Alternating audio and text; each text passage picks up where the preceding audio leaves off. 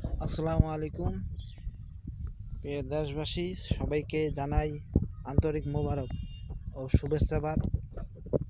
আজকে আমি একটা প্রতিবাদী ভিডিও বানাতে যাচ্ছি।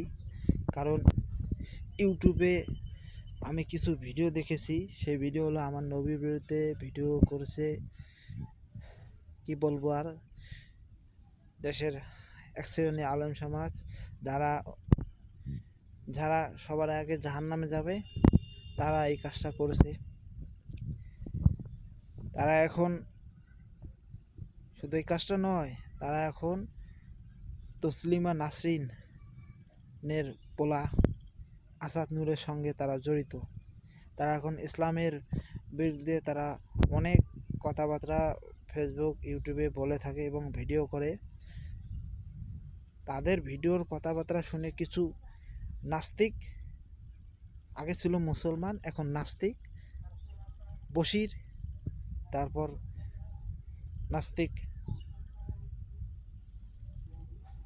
আমাদের শায়েক আহমদুল্লাহ, তারা এখন সবাই নাস্তিক হয়ে গেছে। কালকে আমি রাত্রে একটা ভিডিও দেখছি, ওখানে আহমদুল্লাহ ছিল, নাস্তিক বশির আহমেদ ছিল, হ্যাঁ, আরও একজন হুজুর ছিল।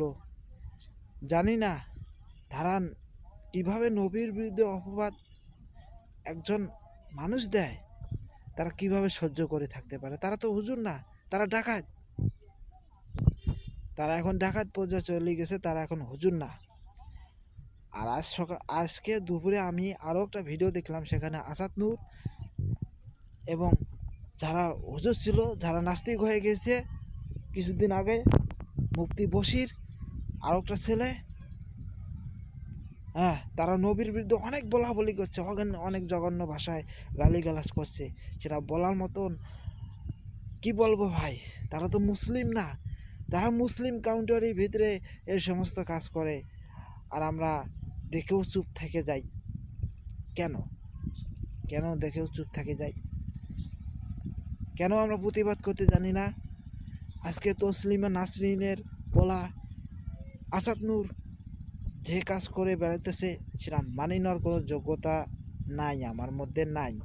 আমি যদি আসাদ নূরকে সামনে পাই, ওকে আমি ডাইরেক্ট খুন করে ফেলবো। ও আমার নবীর বিরুদ্ধে অনেক কিছু বলাবলি করছে। এই আসাদ নূরের বাচ্চা তো খারাপ।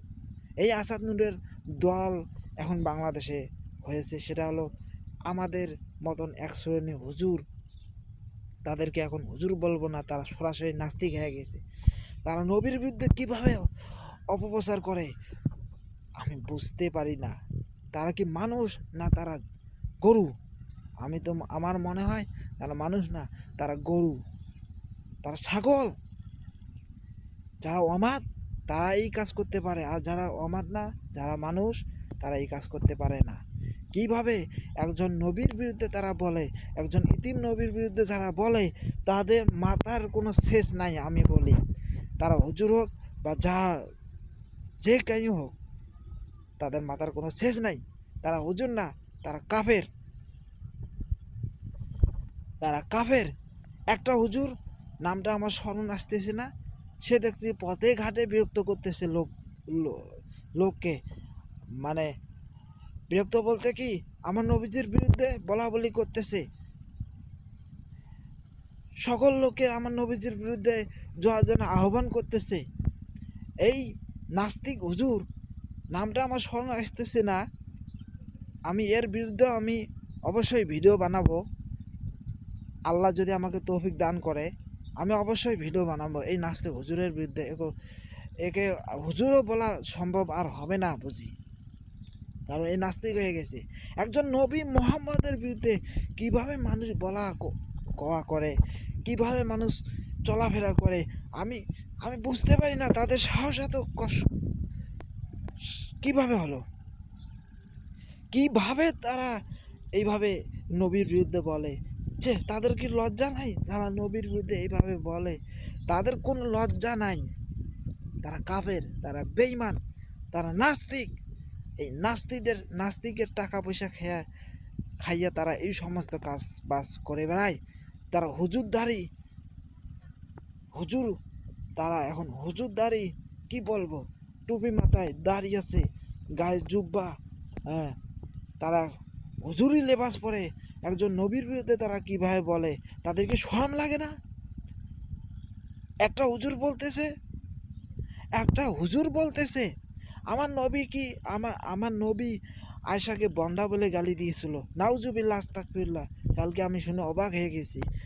যে নবী স্ত্রীকে এত ভালোবাসতেন, স্ত্রীর জন্যে তার ভালোবাসা প্রচুর ছিল, কোনো দিকেই তার কমতি ছিল না, সেই নবীকে নিয়ে তারা বাজে গন্তব্য মন্তব্য তারা করে বেড়ায়। সেই নবীকে নিয়ে তারা, আয়েশা রাদিয়াল্লাহু আনহুর বয়স ছিল 6 বছর, আর আমার নবীজির বয়স ছিল একটু বেশি বয়স ছিল। তারা কিভাবে আমার নবীজির বিরুদ্ধে যা, আমি তো ভাবতে পারি না। আমার নবীজি আয়েশা রাদিয়াল্লাহু আনহুকে বিয়ে করেছিল, তার মধ্যে কোনো খায়েশ ছিল না, লালসা ছিল না, যৌনলতা ছিল না, খারাপ ভাবে ছিল না। আমার নবীজি অনেক ভালো। তাকে নিয়ে মন্ত্রণা যারা করতেছেন তারা হুঁশিয়ার হয়ে যান। এই আজাদ নূর বলগারার বাচ্চা, তুই তো যারও সন্তান, এই আজাদ নূরের সাথে কেউ সঙ্গভঙ্গ দেবেন না। এ কাফের, এ জারদ, এ জাহান্নামীদের সাথে কোনো চলাফেরা করতে নাই। আল্লাহ রসুল সরাসরি বাধা করে দিয়েছেন, যারা জাহান্নামীদের সঙ্গে চলাফেরা করবেন হাসর নাসর জাহান্নামীদের সঙ্গে হবে। আজকে যারা হুজুররা আল্লাহ রসুলকে গালিগালাজ করতেছে আসাদ নূরের সঙ্গে থেকে, তারা আসাদ নূরের সঙ্গে জান্নাত যাবে না, তারা যাবে জাহান্নামে। আর জাহান্নামে যাওয়ার সাথে আল্লাহ তাআলা এই সমস্ত আলেমদেরকে এমন শাস্তি দিবেন যে শাস্তি কেউ দেখে নাই, কেউ শোনে নাই। সেই শাস্তি আল্লাহ তাআলা রেডি করে থুয়েছে।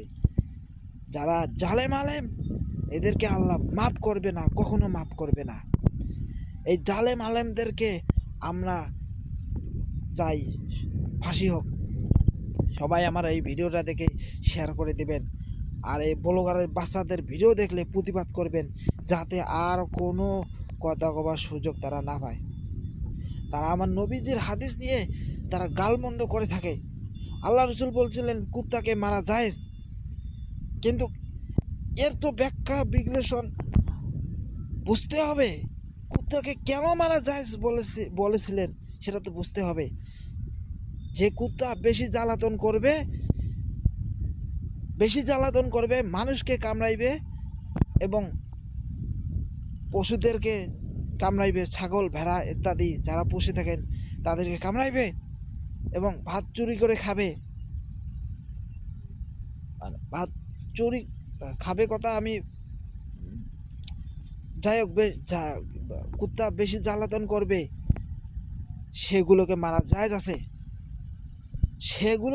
জায়েজ আছে। এটা আপনারা কেন বোঝেন না ভাই?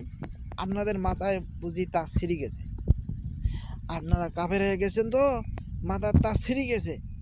আল্লাহ রসুল যে আয়েশাকে বিয়ে করেছিল 6 বছরে বয়স ছিল আয়েশার, এর কারণ আছে। এটা আল্লাহ জায়েজ করে দিয়েছিল, এমনি জায়েজ করে নাই, এর কারণ আছে বিদায় জায়েজ করেছিল।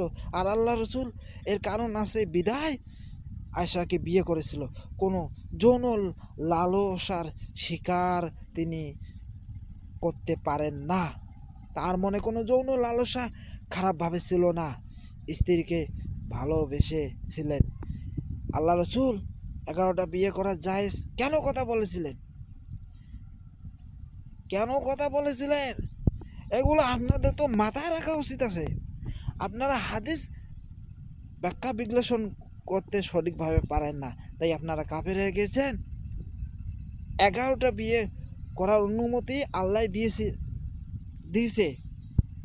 কিন্তু কি কারণে দিয়েছে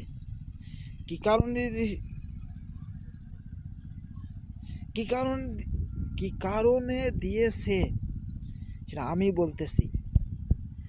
আমি বলতেছি দুনিয়াতে যেন পাপ কাজ কেউ না করে, কোনো পুরুষ যেন কোনো নারীর সঙ্গে অবৈধভাবে জেনা না করে, আর কোনো নারী যেন কোনো পুরুষের সঙ্গে অবৈধভাবে জেনা না করে। যারা এই সংগ্রাম অবৈধভাবে জেনা করবে তাদেরকে আল্লাহ তাআলা জাহান্নামে শাস্তি ভোগ করাইবেন। এই জন্য আল্লাহ পাক কিছু নিয়ম দিয়েছে, এই নিয়মরা সবাইকে পছন্দ করতে হবে এবং আমিও পছন্দ করি। বিয়া হালাল, বিয়া হারাম না। আল্লাহ রসুল বলেছেন 11টা বিয়ে করা জায়েজ। এই হাদিস নিয়ে কেউ বাড়াবাড়ি করবেন না, কেউ যৌন লালসা এখানে ঢুকে দিবেন না। ঢুকে দিলে আপনারও ফিরআউনের মতন মরতে হবে, নমরুদের মতন মরতে হবে। নমরুদকে মেরেছিল আল্লাহ তাআলা মশা দিয়ে, ফিরআউনকে মেরেছিল আল্লাহ তাআলা এক হাঁটু পানিতে চুবিয়ে। তার কোনো ফ্যাক্টর বাজে নাই।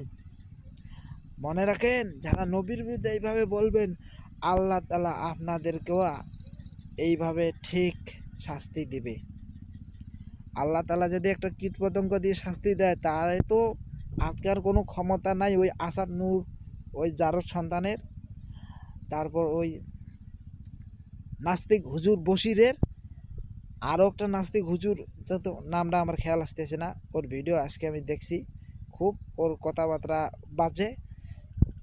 সেই সেই হুজুরও কিন্তু টের পাবে না যে আমার শাস্তি এইভাবে হইতেছে।